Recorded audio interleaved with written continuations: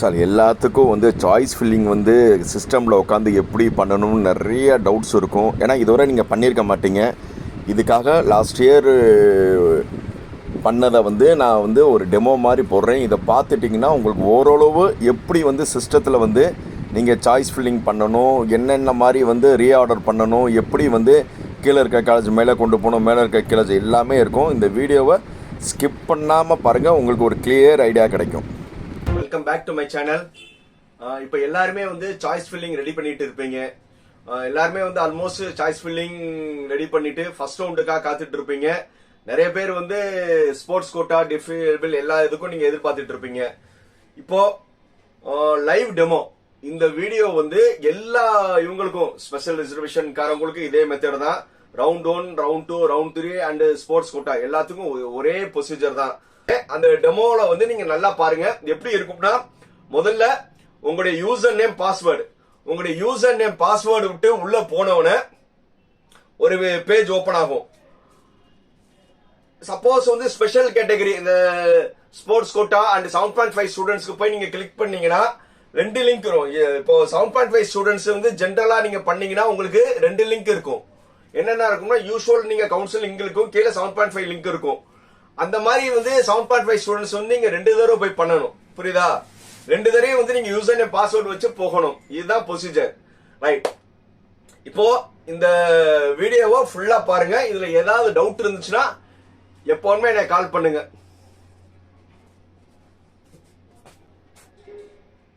Welcome to back to my channel. இப்போ counselling live demo காமிக்கிறேன். இந்த கவுன்சிலிங் எப்படி இருக்கும்னா, நீங்கள் யூசர் நேம் பாஸ்வேர்ட் போட்டு லாகின்குள்ளே போனீங்கன்னா, போன பிறகு உங்களுடைய பேஜ் இப்படி தான் ஓப்பன் ஆகும். ஓப்பன் ஆன பிறகு அப்படியே கீழே பார்த்தீங்கன்னா ஓப்பன் சாய்ஸ் ஃபில்லிங் சொல்லி ஒரு இது இருக்கா, ஒரு ப்ளூ கலர். இது ஸ்போர்ட்ஸ் கோட்டா ஸ்டூடெண்ட்ஸ்க்காக. இதே மாதிரி தான் எல்லாத்துக்கும் இருக்கும். பார்த்துக்குங்க, ஓப்பன் சாய்ஸ் பார்னு இருக்கும். இப்போ ஸ்போர்ட்ஸ்னு இருக்கும். இல்லை நீங்கள் first round, second round, third round போகிறவங்களுக்கும் இந்த இடத்துல என்ன இருக்கும். அதனால அப்படியே இந்த பாருங்க, open choice filling for click பண்ணோன்னா உங்களுக்கு பேஜ் இப்படி போயிடும். யூசர் நேம் பாஸ்வேர்டு வச்சு நீங்கள் உள்ளே போன பிறகு யூஸ்வல் உங்களோட அப்ளிகேஷன் நம்பர் காமிக்கும். அதை கரெக்டாக செக் பண்ணிக்கிட்டு அப்படியே படிங்கன்னா நிறைய கண்டிஷன்ஸ் போட்டிருப்பாங்க. அது எல்லாமே நார்மல் படித்து பாருங்கள். படித்து பார்த்தீங்கன்னா இந்த இடத்துல என்னென்ன இருக்கும்னா, முதல்ல நல்லா தெரிஞ்சுக்கோங்க. மை சாய்ஸ் லிஸ்ட், நீங்களே சாய்ஸ் லிஸ்ட் போட்ட பிறகு இந்த இடத்துல தான் ஒரு பிடிஎஃப் மாதிரி நீங்கள் டவுன்லோட் பண்ணிக்கலாம். இந்த ஆட்டோ சேவ்டு, அடுத்து ஆட் மோர்னு இருக்கா, இங்கே லாக் மை சாய்ஸஸ்ன்னு இருக்கும். நல்லா தெரிஞ்சுக்கோங்க. இப்போது நம்ம இப்போ காலேஜை இது எதுவுமே சூஸ் பண்ணலை. இப்போ நம்ம என்ன செய்ய போகிறோம்னா, நம்ம காலேஜை சூஸ் பண்ண போகிறோம். இந்த காலேஜ் அந்த ஆட் மோர் சாய்ஸ் போட்ட பிறகு காலேஜை எப்படி சூஸ் பண்ணு தெரிஞ்சுக்கோங்க.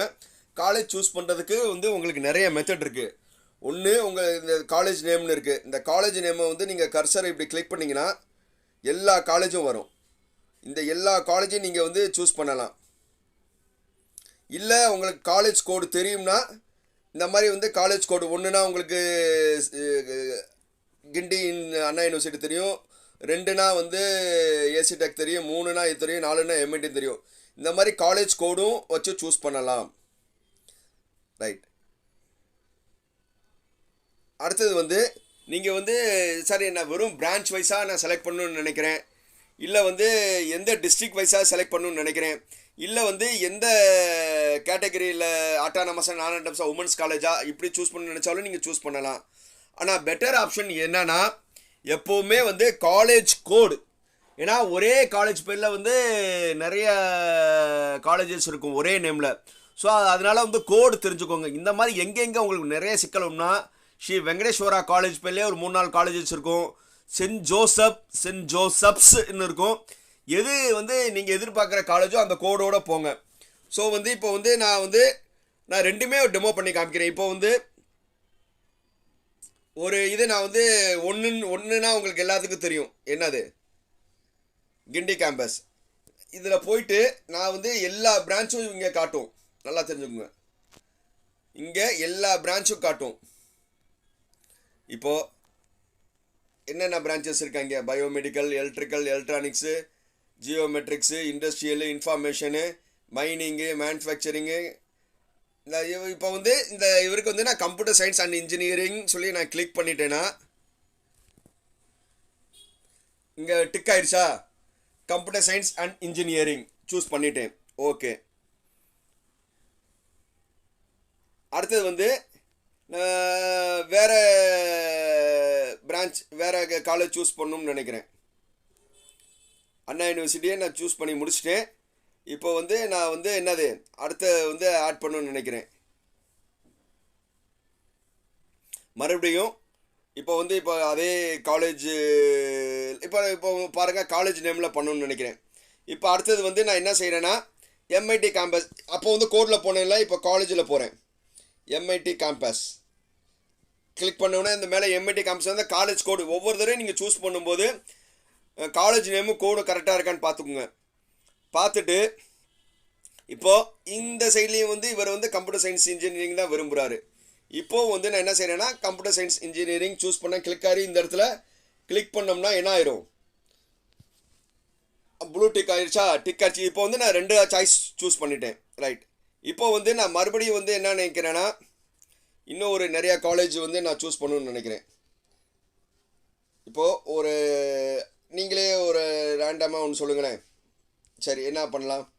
சரி, இதில் வந்து அப்படியே நீங்கள் வந்து செக் பண்ணி பார்க்கலாம். இப்போது சும்மா ஒரு இதுக்காக ஒரு ஆர்எம்கே இன்ஜினியரிங் ஒரு காலேஜ் சும்மா நான் செலக்ட் பண்ணுறேன். அந்த காலேஜ் வந்துடும். அந்த காலேஜில் வந்து மறுபடியும் வந்து இப்போது என்ன நினைக்கணும்னா கம்ப்யூட்டர் சயின்ஸ் இன்ஜினியரிங் தான் நினைக்கிறாரு. டிக் அடிச்சிடறேன். இப்போ வந்து உங்களுக்கே தெரியும் நான் ஃபஸ்ட்டு என்ன சூஸ் பண்ணேன், 2 என்ன சூஸ் பண்ணேன், 3 என்ன யூஸ் பண்ணேன்னு.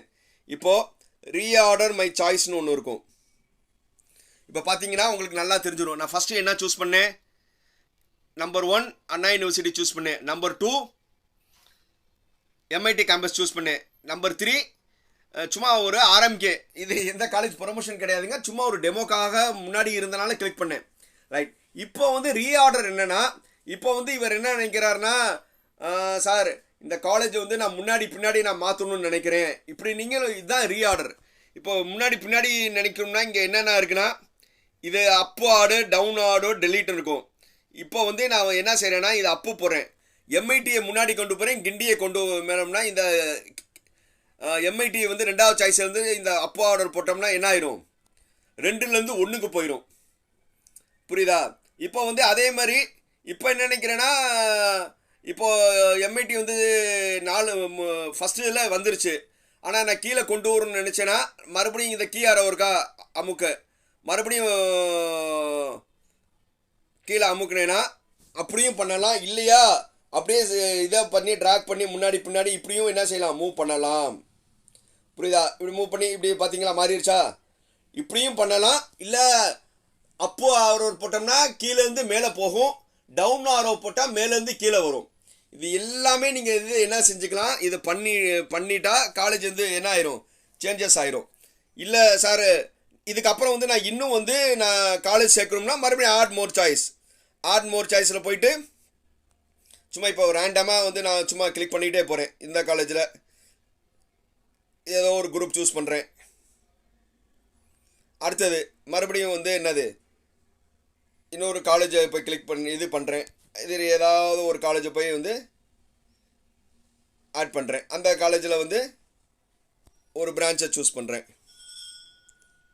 ரைட். எல்லாம் சூஸ் பண்ண பிறகு இப்போதைக்கு நம்ம ஒரு 5-6 காலேஜ் சூஸ் பண்ணிட்டோம். இப்போ வந்து மறுபடியும் வந்து நீங்கள் ஒவ்வொரு தடையும் வந்து நம்ம கரெக்டாக இருக்கா பின்னாடி இருக்கா பார்க்கணும்னா பெஸ்ட்டு வந்து என்னது? Reorder my choice. இப்போ ரீஆர்டர் மை சாய்ஸில் போய் பார்த்தோம்னா அது வந்து என்ன இருக்குது? நம்ம சூஸ் பண்ணது எல்லாமே இருக்கும். இதில் வந்து நீங்கள் மேலேனா மேலே, கீழேன்னு சொல்லி நீங்கள் என்ன செஞ்சுக்கலாம்? இதை பண்ணிக்கலாம். இதை பாருங்கள். இப்போ நான் வந்து மேலே அனுப்புகிறேன், கீழே அனுப்பலாம், எப்படி வேணுமோ நான் பண்ணிக்கலாம்.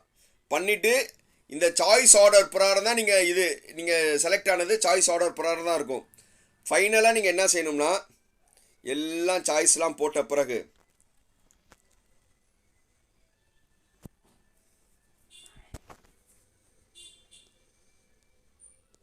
எப்படி வேணுமோ மாற்றிக்கலாம். மாற வந்து என்னது மேலே கீழே வந்துக்கிட்டே இருக்கும். சப்போஸ் அப்படியே விட்டுட்டு நீங்கள் வெளியில் வந்து மறுபடியும் நீங்கள் உள்ளே போட்டிங்கன்னா நீங்கள் கடைசியாக நீங்கள் என்ன போட்டிங்களோ அது வரை அப்படியே இருக்கும். நீங்கள் அதை பயப்பட அவசியம் கிடையாது. உள்ளே போயிட்டு ரீஆர்டர் மை சாய்ஸ்ன்னு சொல்லி நீங்கள் போட்டிங்கன்னா நீங்கள் வந்து இந்த அப்படியே வெளியில் வந்தாச்சு. இப்போ மறுபடியும் உள்ளே போயிருக்கோம். நீங்கள் ஃபிக்ஸ் பண்ண மாதிரியே என்ன இருக்கும், அந்த காலேஜஸ் எல்லாமே அப்படியே இருக்கும். இப்போ வந்து நீங்கள் ரீஆர்டர் பண்ணிவிட்டு கடைசியில் வந்து நீங்கள் மேலே போனீங்கன்னா எல்லாம் பண்ணியாச்சு. இந்த இடத்துல லாக் மை சாய்ஸ்னு இருக்கா, லாக் மை சாய்ஸ் போட்டேன்னா அதுக்கப்புறம் நீங்கள் சாய்ஸே போட முடியாது. உங்களுக்கு ஒரு டவுட் இருக்குது, சார் இப்போ நம்ம வந்து ஓரளவு வந்து நான் இந்த காலேஜஸ் போட்டிருக்கேன், இந்த காலேஜஸ்லாம் சரியாக தப்பா? ஏன்னா வந்து மேக்ஸிமம் வந்து செல்லோட லேப்டாப்பில் பண்ணுறது உத்தேசம். பட் செல்லில் பண்ணால் நீங்கள் அப்பப்போ இந்த மை சாய்ஸ் லிஸ்ட்னு ஒன்று இருக்கா, இந்த மை சாய்ஸ் லிஸ்ட்டை வந்து நீங்கள் இப்போ டவுன்லோட் பண்ணுங்கள். இந்த இடத்துல நீங்கள் வந்து எத்தனை தடவை டவுன்லோட் பண்ணிக்கலாம். மை சாய்ஸ் லிஸ்ட் டவுன்லோடுன்னு சொல்லி நீங்கள் போட்டிங்கன்னா டவுன்லோட் மை சாய்ஸஸ்ன்னு இருக்கா, நல்லா தெரிஞ்சுங்க. Download my choice, download my சாய்ஸை போய் கிளிக் பண்ணிங்கன்னா உங்களுக்கு ஒரு பிடிஎஃப் டவுன்லோட் ஆகிருக்கும். இந்த டவுன்லோட் நவுன் இந்த டவுன்லோட் நவுன் போட்டிங்கன்னா அந்த பிடிஎஃப் டவுன்லோட் ஆயிரும். டவுன்லோட் ஆன பிறகு அந்த பிடிஎஃப்பை வந்து நான் வந்து ஓப்பன் பண்ணி பார்க்குறேன். இப்போ பண்ணும்போது இங்கே பார்த்துக்குங்க, இதுதான் வந்து நீங்கள் கடைசியாக பண்ண டவுன்லோடு. இப்போ இது பிரகாரம் என்ன இருக்குது, ஃபஸ்ட்டு வந்து சென்ட்ரல் சிக்ரி இருக்குது, அப்புறம் ஏதோ ஒரு காலேஜ் சூஸ் பண்ணியிருக்கேன், ஆர்எம்கே யூனிவர்சிட்டி காலேஜ், இது எல்லாமே போட்டிருக்கேன். இதை நீங்கள் பார்த்த பிறகு ஐயோ இது சரியில்லையே, இப்போ நான் ரீஆர்டர் பண்ணணும்னு நினச்சேன்னா இதுதான், இதை பார்த்துட்டு மறுபடியும் நீங்கள் உள்ளே போய் ரீஆர்டர் பண்ணி அதுக்கப்புறம் வந்து மறுபடியும் வந்து பிடிஎஃப்பை டவுன்லோட் பண்ணி கரெக்டாக இருக்கான்னு பார்த்துட்டு அதுக்கப்புறம் தான் நீங்கள் என்ன செய்யணும், லாக் பண்ணணும். ஏன்னா இது லாக்கே பண்ண தேவையில்லை. இதே உங்களுக்கு ஓரளவு புரிஞ்சிருக்குன்னு நினைக்கிறேன். இன்னும் ஏதாவது டவுட் இருந்துச்சுன்னா நீங்கள் எப்போ வேணுமா என்னைய கால் பண்ணலாம். நீங்கள் சாய்ஸ் எல்லாம் ரெடி பண்ண பிறகு ரீஆர்டர் பண்ணும்போது அந்த ஒவ்வொரு சாய்ஸ் நீங்கள் சூஸ் பண்ணீங்களே அங்கே வந்து இப்படியே ஒன்று இருக்கும். இந்த மேலே ஆரோ இருந்துச்சுன்னா நீங்கள் இப்போ நீங்கள் இந்த ஒரு காலேஜ் வந்து நீங்கள் 10வது இடத்துல இருந்துச்சுன்னா இதை அமுக்குனீங்கன்னா 9, 8 அப்படியே முன்னாடி போயிட்டே இருக்கும். நீங்கள் அமுக்க எவ்வளோ நேரம் அமுக்குறீங்களோ அப்படியே முன்னாடி போயிட்டு ஒரு 5வது இடத்துல அமுக்கிங்கன்னா அமுக்கிட்டே நீங்கள் 5 வர அந்த இதை அமுக்கிட்டே இருங்க, 5க்கு போயிடும். இல்லை சார் இப்போ ஒரு காலேஜ் வந்து நான் 13வது இடத்துல வச்சிருக்கேன், அந்த காலேஜ் வந்து 20வது இருக்கப்படணும்னா இந்த டவுன் அளவு போட்டிங்கன்னா அப்படியே கீழே வந்துட்டே வந்துடும். இதே இது நீங்கள் வந்து ஒரு டெலிட் சிம்பிள் இருக்கும், டெலிட் சிம்பிள் இந்த காலேஜ் தெரியாமல் நான் போட்டேன், டெலிட் பண்ணும்போது டெலிட் பண்ணிக்கலாம், இப்படி பண்ணிக்கலாம். இல்லையா அப்படியே செல்லில் வந்து டிராக் பண்ணிக்கலாம். இன்னொரு மெயினாக வந்து இப்போ நான் செல்லில் டெமோ ஷூட் பண்ணல, உண்மையிலே கஷ்டமாக இருந்தது. ஏன்னா செல்லில் வந்து இந்த டச்சில் வந்து நான் அந்த டிராக் பண்ணும்போது அப்போ இது டவுன்லோட் பண்ணும்போது தெரியாம ஒரு சில காலேஜ் வந்து எனக்கு என்ன இவ்வளவு எக்ஸ்பீரியன்ஸ் ஆன எனக்கே என்ன ஆயிடுச்சு, டெலீட் ஆயிடுச்சு.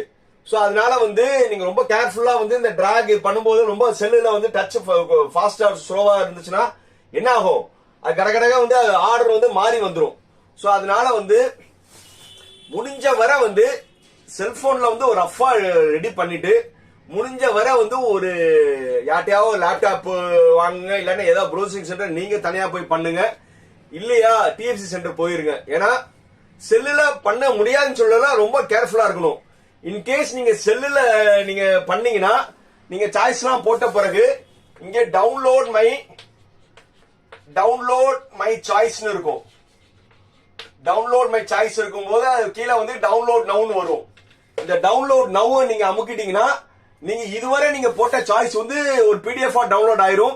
அந்த டவுன்லோட் ஆன பிடிஎஃப் வந்து நீங்க பாருங்க, ஓ நீங்க போட்ட சாய்ஸும் இதுவும் கரெக்டா இருக்கான்னு. ஏன்னா செல்லுல நான் பண்ணும்போது எனக்கு கொஞ்சம் டிஃபிகல்ட்டியா இருந்தது.